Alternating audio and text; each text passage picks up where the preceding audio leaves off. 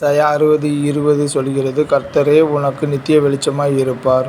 உம்முடைய வசனம் என் கால்களுக்கு தீபமும் என் பாதைக்கு வெளிச்சமாய் இருக்கிறது. உம்முடைய வசனத்தின் பிரசித்தம் வெளிச்சம் தந்து பேதைகளை உணர்வுள்ளவர்களாக்கும். செம்மையானவர்களுக்கு இருளிலே வெளிச்சம் உதிக்கும். அவர் இரக்கமும் மன உருக்கமும் நீதியும் உள்ளவன்.